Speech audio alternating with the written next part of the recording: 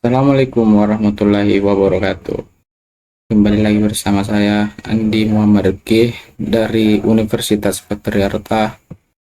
Kali ini saya akan menjelaskan tentang pengenalan hukum dan kebijakan teknologi informasi. Selanjutnya, definisi cyber law. Cyber law adalah hukum yang mengatur aktivitas di dunia maya menggunakan teknologi informasi dan komunikasi. Hukum ini sering disebut sebagai hukum dunia maya atau hukum mayantara. Misalnya, bagaimana hak cipta atau keamanan data kita dilindungi ketika menggunakan internet. Tujuannya adalah untuk melindungi kita dari kejahatan cyber seperti pencurian data, penipuan online, dan penggunaan teknologi untuk tindakan kriminal lainnya. Contohnya seperti saat kita membeli barang online dan ada masalah dengan barang yang dikirim, hukum ini melindungi hak kita sebagai konsumen. Selanjutnya, ruang lingkup cyber law. Cyber law mencakup banyak hal yang penting untuk kehidupan digital seperti hak cipta dan hak merek, melindungi karya dan merek dari pembajakan.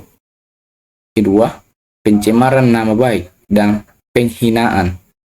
Hukum melindungi individu dari penghinaan atau fitnah di media sosial.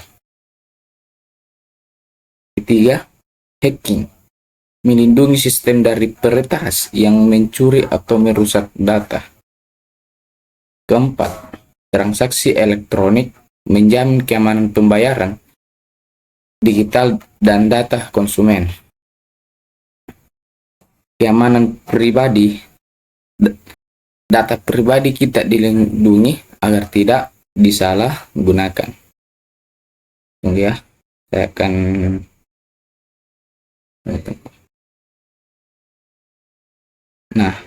contoh kasusnya itu, misalnya saat ada yang menyebarkan fitnah di media sosial, pelaku bisa dijerat hukum sesuai Undang-Undang ITE. Lanjut, perkembangan teknologi informasi. Pertama, yaitu teknologi mempermudah komunikasi, belajar mengajar, dan transaksi bisnis. Kedua, membuka peluang pelanggaran hukum seperti penipuan dan peretasan. Ketiga, internet mempelopori e-commerce yang membuat peluang sekaligus risiko baru. Ya, di sini karena tidak cukup ruang PPT, maka saya akan lihat di HP.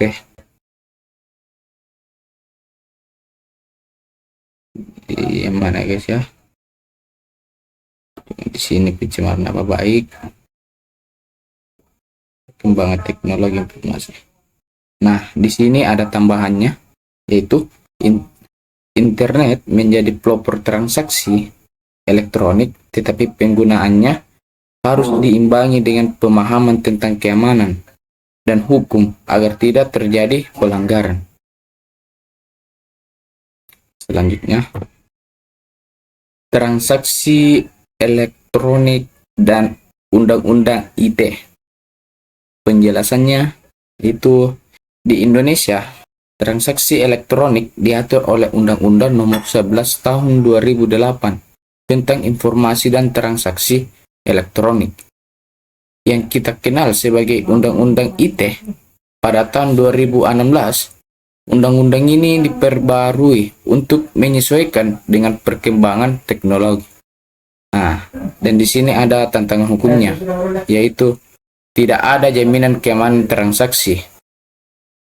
Kedua, informasi produk sharing tidak jelas.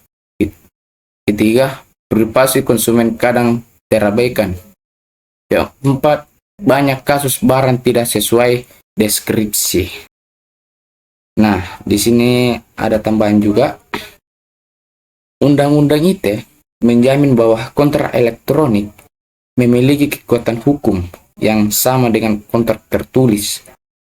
Nah, jadi kita ada penipuan dalam transaksi online, kita bisa mengajukan tuntutan berdasarkan hukum ini. Mungkin itu. Selanjutnya,